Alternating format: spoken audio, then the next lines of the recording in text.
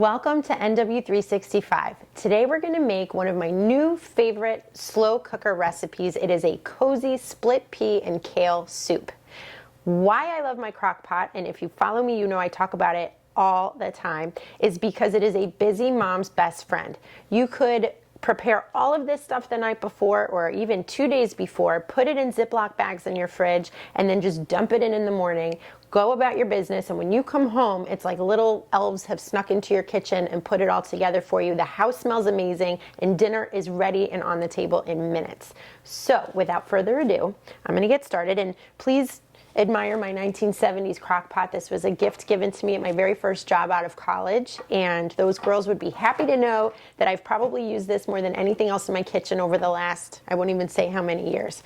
So we are just literally going to dump. That's it. So we're starting first with our split peas. This recipe calls for 2 cups of split peas, so we're just going to dump that right in. We have 1 whole onion diced. I usually use a yellow sweet onion. 2 carrots, diced up.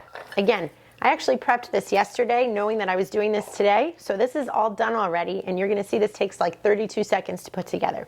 2 stalks of celery. The recipe in our book calls for, I think, 2 cloves of garlic, but I love garlic, so I think there's about 4 of them in here, because to me, you can never have too much.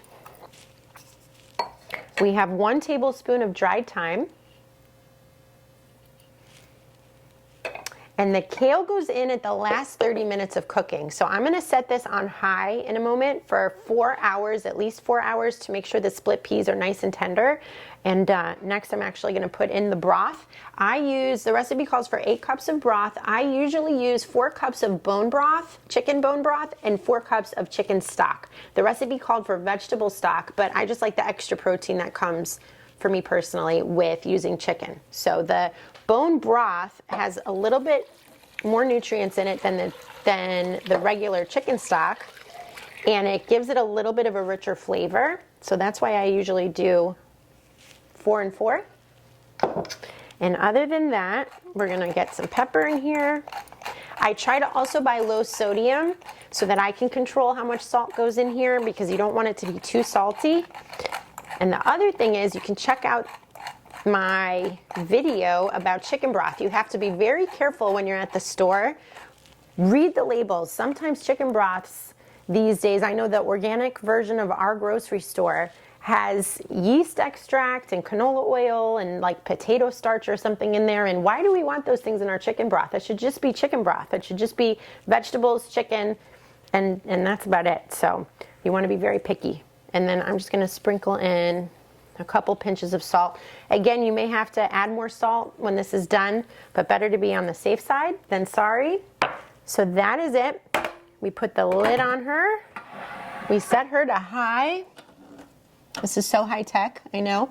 We set her to high, and I'm gonna let this go for about 4 hours before I check on it and make sure that it's done. I might add a little more time if necessary, but if not, it's delicious. The other benefit to crock pots is you can make big batches of things. I easily could have doubled this recipe. This is for 6 servings. I could have doubled the whole thing, had 12 servings, and then frozen a few portions, because on a rainy day for lunch or dinner, if you just do not feel like figuring out what to have for dinner, you can just go right to your freezer and pull out any kind of soup or chili or anything else that you make in here. I'm telling you, this thing is a lifesaver. So hopefully you will enjoy it as much as I do. So it's been about 3.5 hours. This thing has been cooking away. I'm just gonna open the lid, toss in the kale, and let it go for about another 30 minutes, and it should be done by then.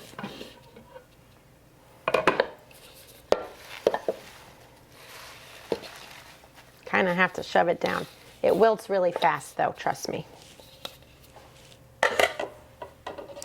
Shoot, I don't have a spoon. Hold on.